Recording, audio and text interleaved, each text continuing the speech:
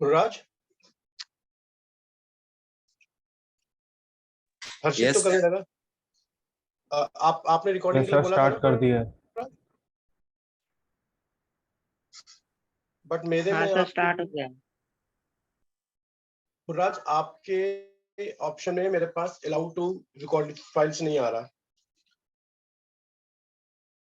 Sir शायद कोई एक ही रिकॉर्ड कर पाएगा। आप क्या मोबाइल से कर रहे हैं? हो रहा है सर पीसी से। पीसी से करो तो क्यों नहीं आ रहा?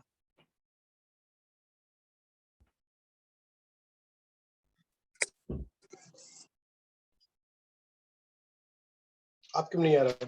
कोई और कर सकता है हर्षित के अलावा? सर उसका रिकॉर्डिंग हो रहा है सर, दिखा रहा है। कौन उसका? यस सर, उसको दिखा रहा है रिकॉर्डिंग। ठीक है, अच्छा मैं आपको बना दे रहा हूँ।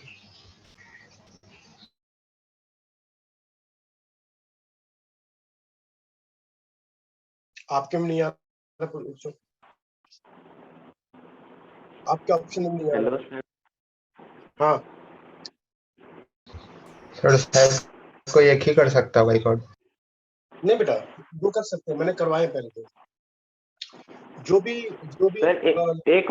सर एक मैंने बोलो सर आपने रिकॉर्ड का सर वो अलाउंस तुम सब मुझे भी सेंड किया ना, मैं भी कर रहा हूँ। आप कर रहे हो प्रोराज? Yes sir. बट आपका ऑप्शन नहीं दिख रहा। हर्षित का तो ऑप्शन दिख रहा है कि रिकॉर्ड कर रहा है, बट आपका ऑप्शन नहीं दिख रहा प्रोराज। हो सकता है आपको अलाउ हो गया हो।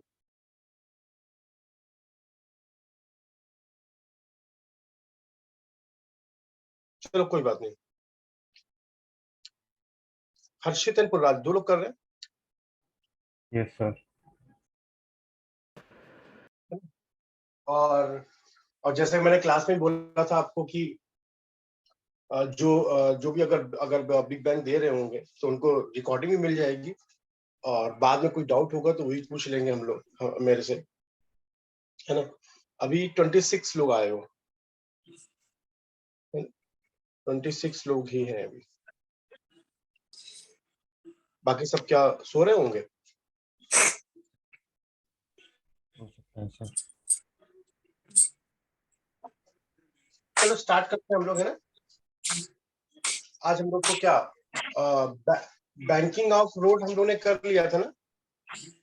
Yes sir. है ना, 26 हो गए। आ जाएंगे धीरे धीरे 2-3 मिनट में। अच्छा दूसरी बात ये मैं पर्सनल जूम आईडी से कर रहा हूँ, तो पर्सनल जूम आईडी से करो तो 40 मिनट्स के बाद ये मीटिंग अपने आप ब्रेक हो जाएगी, एंड हो जाएगी। तो एंड होने के बाद सबको फिर से रिज्वाइन कर लेना। 3 बार होगी ये, 2 घंटे में 40-40 मिनट के हिसाब से हम लोग को 2 बार और स्टार्ट करनी पड़ जाएगी। एक बार तो स्टार्ट कर ही लिया, तो सब लोग फिर से रिज्वाइन कर लेना। और हर्षित को और पुरराज को फिर से हम ऑप्शन दे देंगे रिकॉर्डिंग का। हर्षित का रिकॉर्डिंग का ऑप्शन मेरे दिमाग में, मेरे स्क्रीन पे दिख रहा है कि वो रिकॉर्ड कर रहा है, पर पुरराज आपका दिख नहीं रहा। आपको हर्षित अच्छे से कर लोगे ना बेटा? Yes sir. चलेगी आपकी रिकॉर्डिंग, है ना। और फिर उसको उस पर शेयर करके फिर लिंक शेयर कर देना। अच्छा 3 क्लास होंगी, तो जब तुम लिंक लिख दोगे ना तो वहाँ पे क्लास 1, क्लास 2 और क्लास 3 लिख देना, ठीक है हर्षित? Okay sir. कि क्लास 1 का लिंक कौन सा है, क्लास 2 का लिंक कौन सा है और क्लास 3 का लिंक कौन सा है, क्योंकि 3 क्लासेस चलेंगे। स्टार्ट करते हैं हम लोग। Work energy power.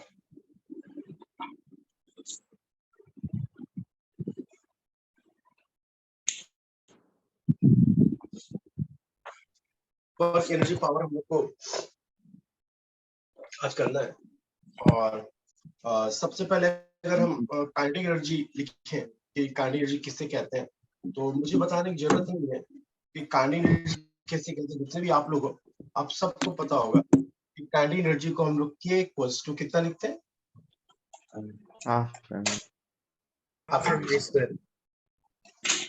अगर हम देखें कि जो वेलोसिटी है, वेलोसिटी मेरी फ्रेम डिपेंडेंट होती है। इसका मतलब है कि कोई अनम्यूट है, सब लोग म्यूट हो जाओ बेटा। जो भी अनम्यूट है, Saurabh.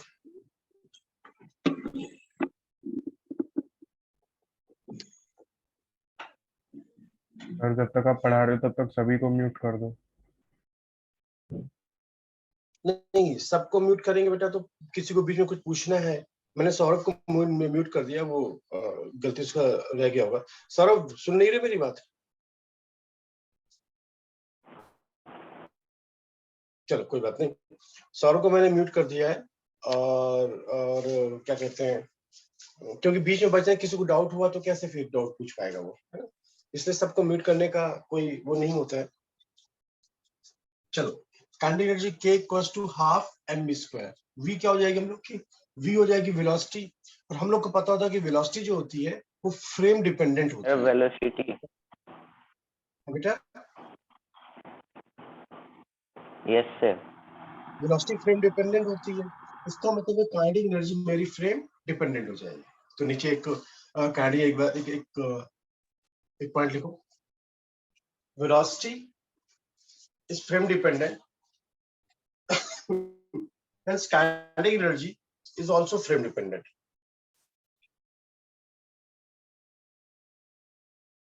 Velocity is frame dependent, hence kinetic energy is also frame dependent.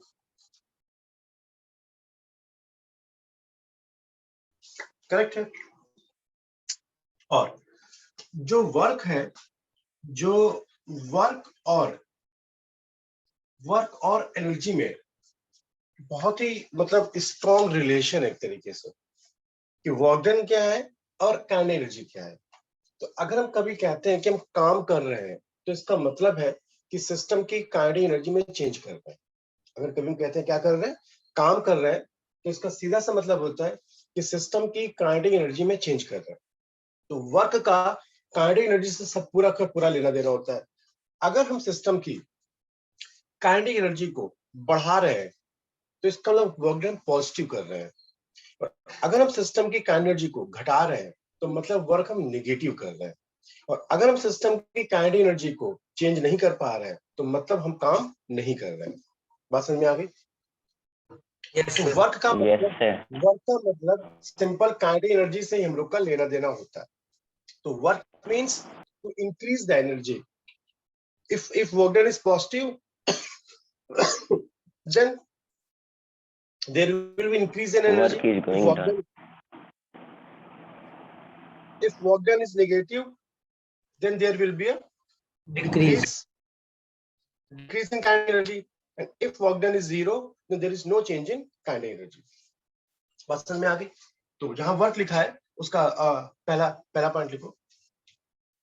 देखो, physical significance of work,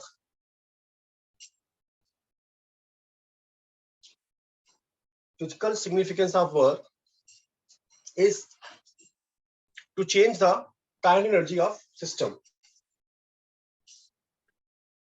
Physical significance of work is to change the kinetic energy of system. Next line say, if work done is positive and work done is greater than 0, sir आप then वो line kinetic repeat energy कर will सकते हो? Kinetic energy हो the physical significance of work is to change the kinetic energy. If work done is greater than 0, yani positive, work done is positive, then kinetic energy increases. If work done is negative, then kinetic energy decreases. If work done is 0, there is no change in kinetic energy. आगे बात समझे बच्चा? और हमने यहाँ लिख रखा है कि काइनेटिक एनर्जी मेरी फ्रेम डिपेंडेंट होती है। तो अगर काइनेटिक फ्रेम डिपेंडेंट होगी तो क्या कह सकते हैं पक्का वर्क डन भी फ्रेम डिपेंडेंट होगा? Yes sir. तो नीचे लिखोगे, नीचे लिखेंगे work done is frame dependent. Work done is frame dependent, यानी डिफरेंट फ्रेम से हमको डिफरेंट वर्क डन दिखेगा। कितना दिखेगा, कैसे दिखेगा, वो अभी थोड़ी देर हम लोग को समझ में आ जाएगा। बट डिफरेंट फ्रेम से हम लोग को वर्क डन डिफरेंट दिखेगा। तो हमने एक बात सीखी हम अभी कि काइनेटिक एनर्जी में और वर्क डन में, काम में एक रिलेशन है, दोनों का फिजिकल सिग्निफिकेंस यही होता है हम लोग का। और आगे बढ़ेगा, एक बार होल्ड करना।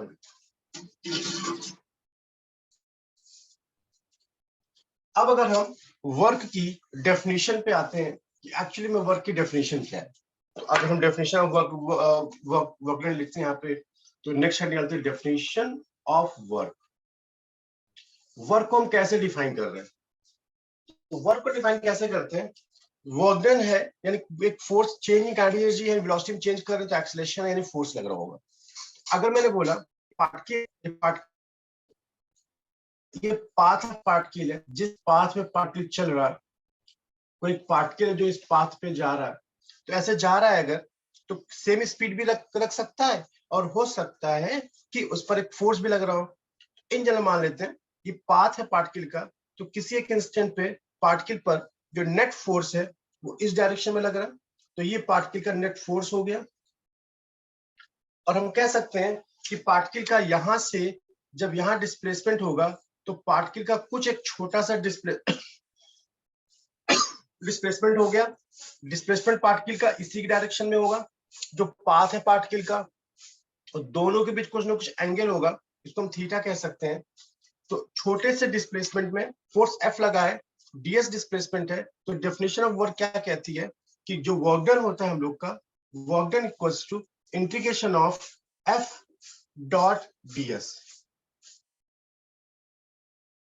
Work done equals to integration of F dot ds। नीचे लिखो, where F is force applied on the particle,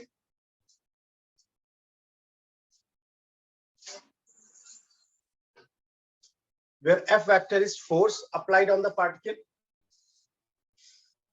and जो ds फैक्टर है, ds फैक्टर के आगे लिखो, F फैक्टर के आगे force applied on the particle, फिर यहाँ पे ds फैक्टर के आगे लिखो displacement of point of application of force.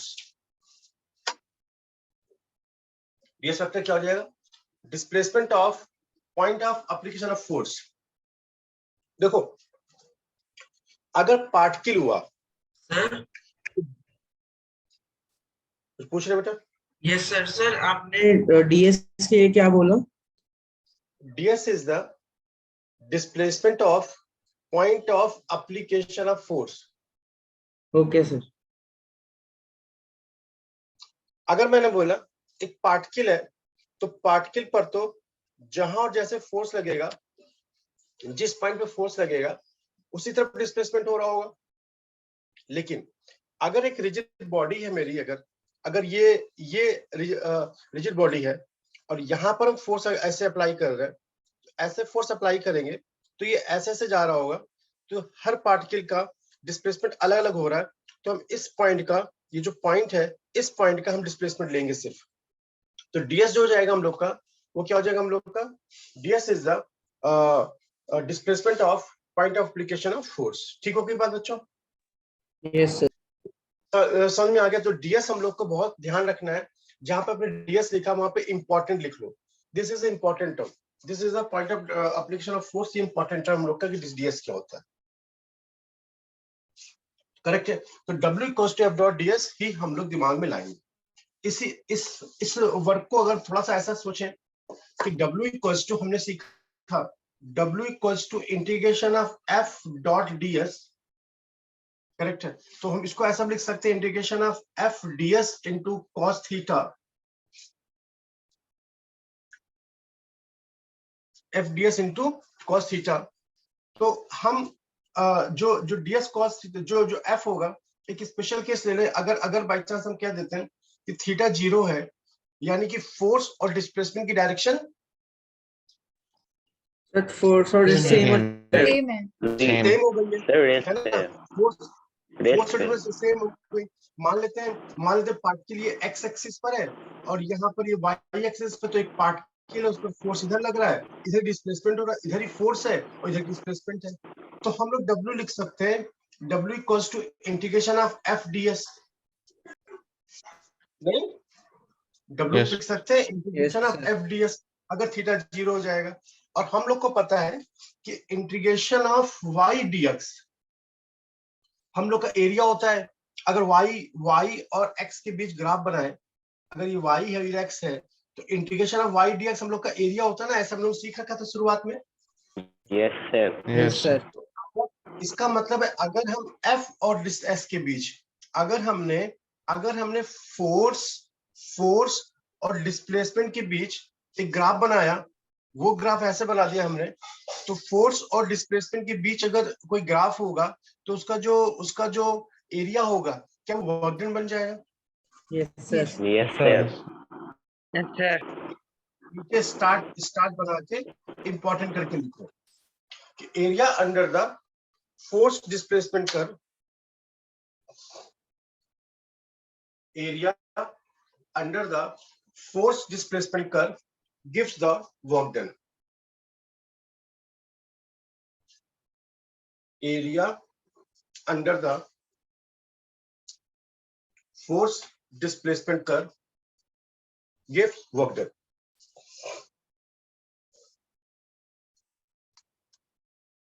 Area under the force displacement curve gives work done. ठीक हो गई बात? फोर्स डिस्प्लेसमेंट कर्व के नीचे जो एरिया होगा वो हमको क्या देता है? वर्क डन देता है। Work done. मैं रब कर रहा हूँ। एक मिनट। ओ, क्या नहीं लिख पाए बेटा? ग्राफ रह गया था। ग्राफ फिर से बना लोगे ना, सिंपल सा ग्राफ है। मतलब ऐसे फोर्स दिखाओगे, ऐसे एस दिखाओगे, ऐसे कुछ भी कर दोगे ऐसे, तो ये हम लोग का एरिया होगा। ठीक है? Yes sir. Area under the force displacement curve gives the work done. अब हम लोग का जो हम लोग वर्क डन सीख रहे हैं, वर्क डन का हम लोग का पता है कि भाई काइनेटिक एनर्जी पर डिपेंड कर रहा है, कैसे डिपेंड कर रहा है, एफ डॉट डी एस है।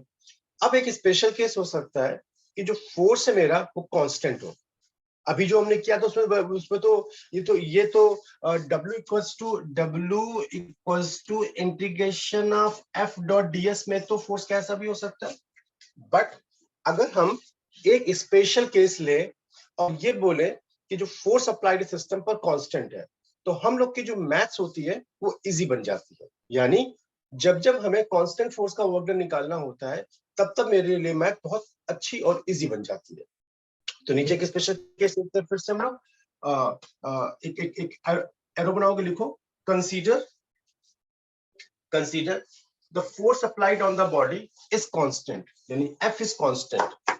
अगर हम एफ को कांस्टेंट लिख दें, यानी एफ मेरा कांस्टेंट है, और एक हम केस ले ले, बाय चांस हमने बोला कि भाई ये एक सरफेस है, इस सरफेस पे यहाँ पर ब्लॉक है, ब्लॉक पर हम ऐसे फोर्स लगा रहे हैं, और ये फोर्स मेरा कांस्टेंट है, और ये ब्लॉक ये एक एंगल है, पार्टिकल इस तरफ जाएगा, थोड़ी देर में पार्टिकल यहां से यहां पहुंच गया, तुम कह सकते हैं ये पार्टिकल का क्या हो गया?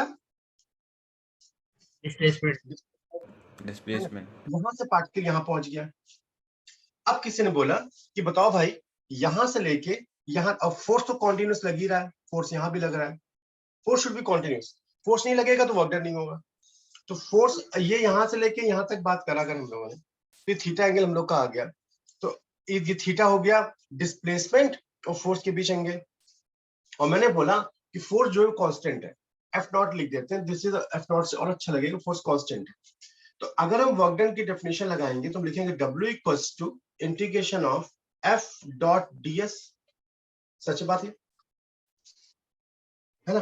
तो इसको लिख सकते हैं this is equals to integration of F into D S into cos theta, ये भी लिख सकते हैं हम लोग। और फोर्स कांस्टेंट है तो फोर्स एफ नॉट बन जाएगा, डीएस डिस्प्लेसमेंट, थीटा भी कांस्टेंट, एफ नॉट भी कांस्टेंट, तो बाहर आ जाएगा मेरे पास एफ नॉट बाहर आ जाएगा, और यहाँ पर कॉस थीटा बाहर आ जाएगा, और यहाँ पे हम लोग का डीएस आ जाएगा, और इंटीग्रेशन ऑफ डीएस क्या बन जाएगा मेरा? Speed. Simple s, yes sir. Integration of d x क्या बन जाएगा? इंटीग्रेशन ऑफ डीएक्स डिस्प्लेसमेंट है, तो इंटीग्रेशन ऑफ डीएक्स क्या होता है पता है बच्चों? इंटीग्रेशन डीएक्स क्या लिखेंगे हम लोग? एक्स। उसी तरह से इंटीग्रेशन ऑफ डीएक्स क्या हो जाएगा? Simple S. S is the displacement, तो ये बन जाएगा मेरे पास F not cos theta into displacement that is S. ये वर्क डन बन जाएगा हम लोग का। यानी कि अगर फोर्स कांस्टेंट होगा तो हम लोग force displacement into cos theta भी आराम से यूज कर सकते हैं, है ना? सर cos थीटा और- कांस्टेंट है क्योंकि फोर्स कांस्टेंट है।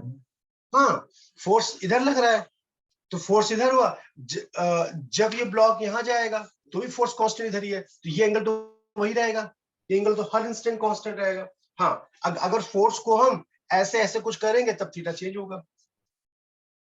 ओके। अब देखो, क्या हम इसको ऐसा कह सकते हैं कि यहां पर अगर हम एफ नॉट के कंपोनेंट कर लेते तो इस तरफ आ जाता, क्या बताओ?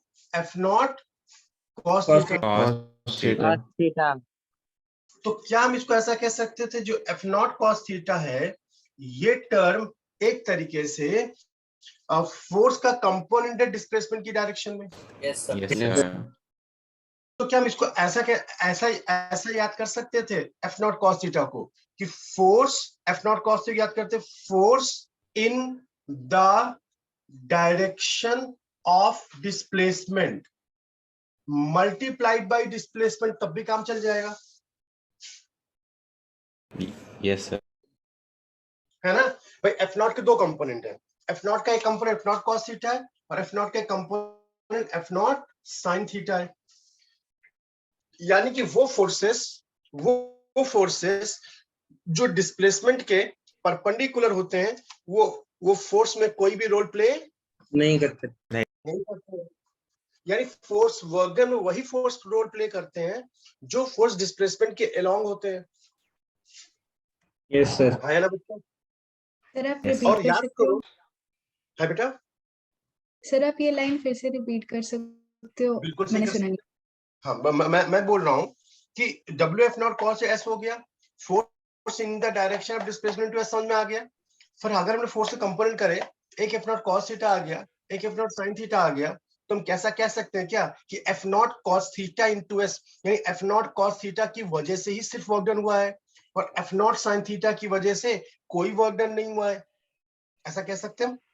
यस तो क्या हम फिर अब अपने दिमाग में एक कॉन्सेप्ट बना सकते हैं कि वो फोर्सेस जो डिस्प्लेसमेंट के अलोंग है वो वर्क डन में रोल प्ले करेंगे और वो फोर्सेस जो डिस्प्लेसमेंट के परपेंडिकुलर है वो रोल प्ले नहीं करेंगे। नहीं करेंगे। नहीं करेंगे। तो इसका मतलब कि हम याद कर सकते हैं, if force and displacement are perpendicular to each other then it's work done is zero. Yes sir.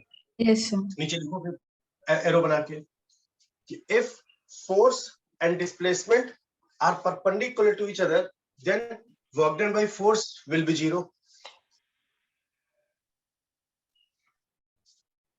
If force and displacement are perpendicular to each other then work done by force is zero. और अगर हम इसका सबसे अच्छा example अपने दिमाग में लाएं कि कौन सा हमें ऐसा एग्जांपल मिलेगा जहां पर फोर्स डिस्प्लेसमेंट के परपेंडिकुलर है, तो दिमाग में आएगा अगर हम लिखें in circular motion. Circular motion याद है हम लोग को? Yes sir. जब पार्टिकल Yes, सर्कुलर मोशन करता है तो उसमें दो फोर्स होते हैं, एक फोर्स होता है जो सेंटीपिटल फोर्स होता है और एक फोर्स होता है जो टेंजेंशियल फोर्स होता है, यस है ना?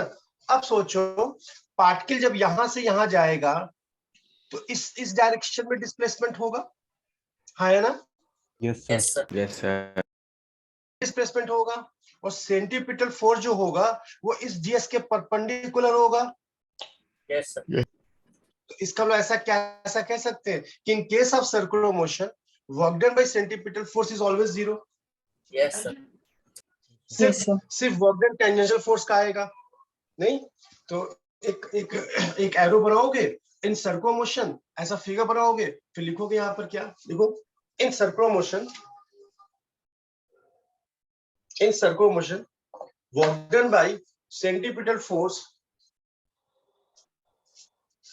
in circular motion work done by centripetal force will always zero because it is perpendicular to the displacement of particle. Sir एक बार और रिपीट कर। Work done by centripetal force in circular motion will always zero because it is perpendicular to the displacement.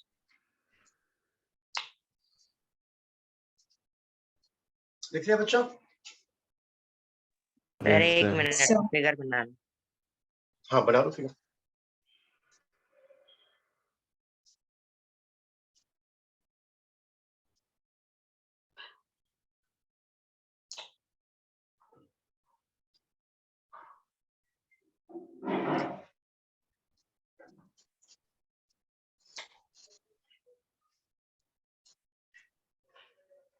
ठीक है, बना लिया? Yes sir. चलो, जैसे हमने जब वर्किंग स्टार्ट किया तो अपने दिमाग में हम लाए कि भाई जो हम लोग का ये वर्क है, ये वर्क और काइनेटिक एनर्जी में काफी ज्यादा आपस में रिलेशन होता है ना। तो अगर वर्क में और काइनेटिक एनर्जी में आपस में रिलेशन होता है तो हम ये कह सकते हैं कि इनके बीच एक रिलेशन जो आएगा, अगर उसको प्रूव करते हैं तो उसे हम कहते हैं वर्क एनर्जी थ्योरम। क्या कहते हैं? Work energy theorem. Work energy. और इस पूरे चैप्टर में ये वर्क एनर्जी थ्योरम बार बार हर बार कहीं ना कहीं किसी न किसी फॉर्म में आपको बार बार लगानी पड़ेगी। तो अब लिखते हैं हम लोग वर्क एनर्जी थ्योरम। तो हेडिंग डालते हैं वर्क एनर्जी थ्योरम। देखते हैं क्या होती है वर्क एनर्जी थ्योरम में हम लोग की।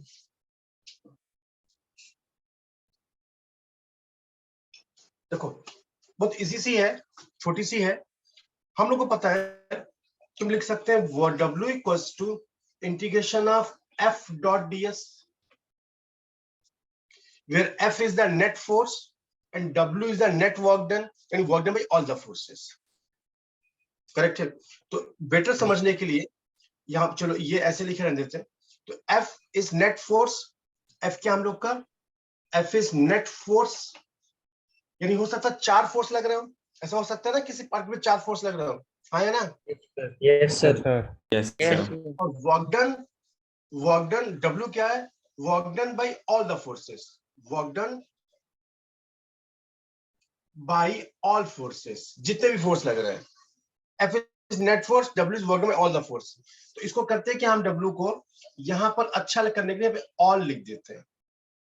इंटीग्रेशन ऑफ F, अगर हम यहाँ पे अगर हम इसको ऐसा लिख लें F ds into cos theta लिख सकते हैं। Yes, sir. एक यस सर। स्पेशल केस में मैथ को सिंपली करने के लिए थीटा को 0 ले ले तो हम इसको लिख सकते हैं integration of F into ds, अगर थीटा को हम 0 ले ले थोड़ा सा। सही है? क्या फोर्स को हम ऐसा लिख सकते हैं mass into acceleration into ds? Yes, sir. याद आ रही बात? याला पोर्शन तो नोट कर लिया ना बेटा, याला portion? Yes sir. Yes sir. Yes, sir. Yes sir. MADS correct है। क्या हम इस M को A को ऐसा लिख सकते हैं M इंटू A पढ़ा था हम लोगों ने V dV by ds into ds, याद है? Yes, sir. Yes, sir. Yes sir. Yes, sir. A को V dV बाई ds कहाँ पढ़ा था? अपने काइनेमेटिक्स में। Yes sir. यस हाँ सर। सर। तो ds खत्म हो जाएंगे, तो ये जो वर्क डन है हम लोग का, वर्क डन बाई जो ऑल द फोर्सेस है, क्या वो हम लोग का इंटीग्रेशन ऑफ MV dV बन जाएगा? Yes sir. Yes sir. Yes sir. Mass constant होता है, तो मास को हम बाहर निकाल सकते हैं और यहां बन जाएगा मेरा VdV, और V का इंडिकेशन बन जाएगा। मान लेते हैं इनिशियल वेलोसिटी उसकी VI है और फाइनल वेलोसिटी उसकी VF है, लिमिट रख दिया हमने। तो Yes, क्या sir. आपको x dx का इंटीग्रेशन आता है? Yes, sir. क्या होता है x²/2? Yes, sir.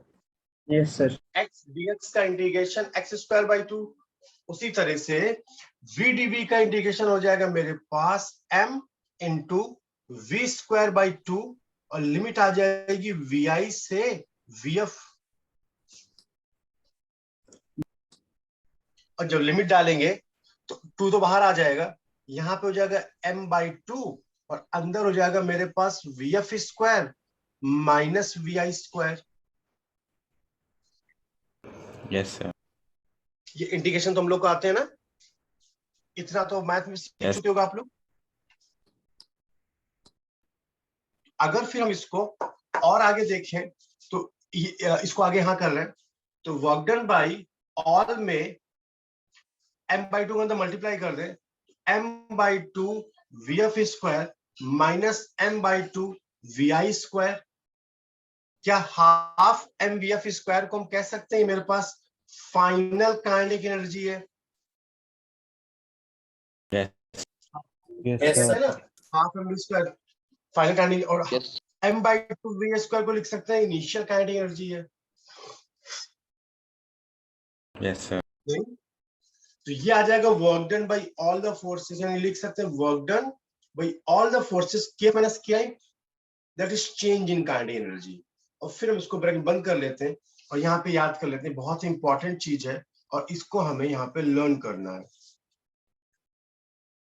इसका हम ऐसा कह सकते हैं कि अगर सिस्टम पर बहुत सारे फोर्सेस लग रहे हैं एक पार्टिकल पर, बैचन मान लेते हैं एक पार्टिकल है, उस पर इधर भी लगा, इधर भी लगा, इधर भी लगा, इधर भी लगा, तो सारे फोर्सेस का जो वर्क डन है वो सिस्टम की चेंज इन काइनेटिक एनर्जी के बराबर है। सही बात? Yes, sir. सारे फोर्सेस का जो वर्क डन है वो सिस्टम की चेंज इन काइनेटिक एनर्जी के बराबर है। सही बात? Yes, sir. Work done by all the forces, नीचे लिखना, hence we can say work done by all the forces, hence we can say work done by all the forces is equals to the work done by all the forces is equals to the change in kinetic energy of system.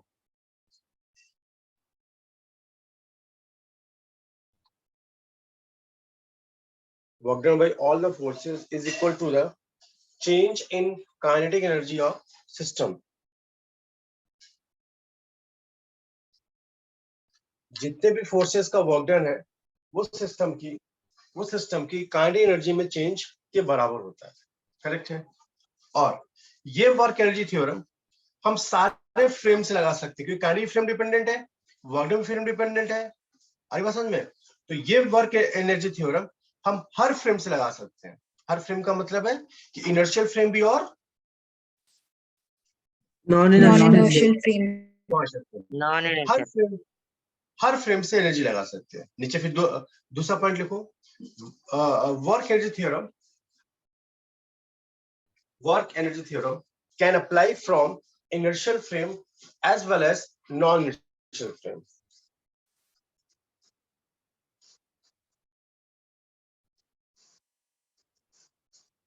बस होगा क्या, अगर non inertial frame होगा तो मुझे एक force का work done और लेना पड़ेगा। उस फोर्स का नाम सूडो फोर्स है। करेक्ट? कॉमन लगा के लिख सकते हो, from non inertial frame we have to also consider the work done by pseudo force, जो कि एक्चुअल में वो फोर्स लगता नहीं है। बट लॉज ऑफ मोशन को करेक्ट करने के लिए हम उसको लगाते हैं। करेक्ट है? तो आगे स्टेप में क्या लिखेंगे? पहला आपने लिखा होगा कि work energy theorem can apply from inertial as well as non inertial frame, comma लगाओ, from non inertial frame work done by pseudo force will also be considered.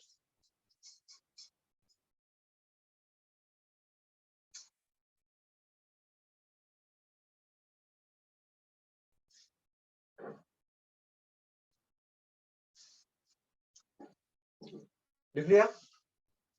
Yes sir. Yes, sir. Yes sir. अब एक दो question करते हैं हम लोग, simple simple, कि work से रिलेटेड, कि कैसे वर्क डन निकालते हैं और कैसे वर्क एनर्जी थ्योरम को अप्लाई कर रहे हो। तो पहला क्वेश्चन,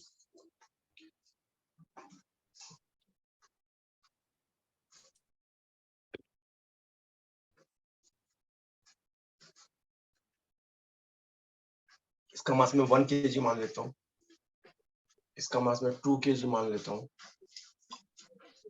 और सिस्टम को छोड़ देते हैं ऐसे, तो क्या होगा? 2 kg मेरा नीचे सर जाएगा। नीचे जाएगा, एक्सेलरेट नीचे करेगा। जाएगा। 1 kg ऊपर जाएगा। जब ये एक्सेलेरेट करेगा, तो जब ये नीचे आ रहा होगा तो इसका 100% कुछ डिस्प्लेसमेंट भी होगा। और Yes. इस 2 kg Yes, पर sir. कितने फोर्स लग रहा है? इस 2 kg पर कितने फोर्स लग रहा है? 20 N. नहीं सर दो कितने? कि 2। कौन कौन? ग्रेविटी का और मास का। टेंशन। इस पर भी ग्रेविटी टेंशन लग रहा है, करेक्ट है? फिगर बनाया, लिखो, एक लाइन लिखो। If system is released from rest, Sir, please repeat.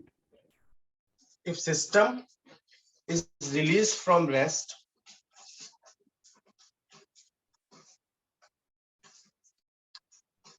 if system is released from rest, then find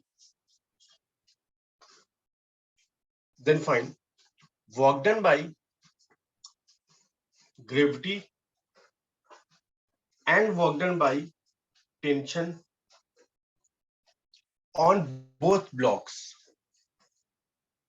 On both blocks.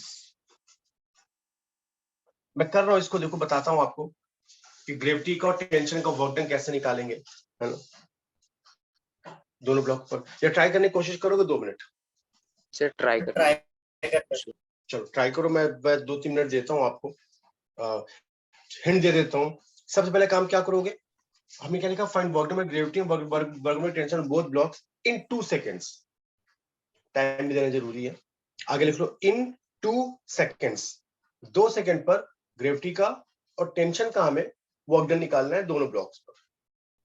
Hint देता हूं, पहला काम क्या होगा? एक्सेलरेशन निकालना। जब एक्सेलरेशन निकाल लेंगे तो इसका 2 सेकंड में डिस्प्लेसमेंट निकालना। ये डिस्प्लेस करेगा नीचे, ये डिस्प्लेस करेगा ऊपर। फिर हमको ग्रेविटी का वर्क डन निकालना, तो ग्रेविटी का फोर्स इनटू डिस्प्लेसमेंट, और टेंशन का वर्क डन निकालना, तो टेंशन का फोर्स इनटू डिस्प्लेसमेंट। तो टेंशन भी निकालना पड़ेगा और डिस्प्लेसमेंट निकालना पड़ेगा, और ग्रेविटेशनल फोर्स mg होता है। अब थोड़ा सोचने की कोशिश करो, मैं 3 मिनट देता हूं आपको, कुछ लोग कर भी सकते हो।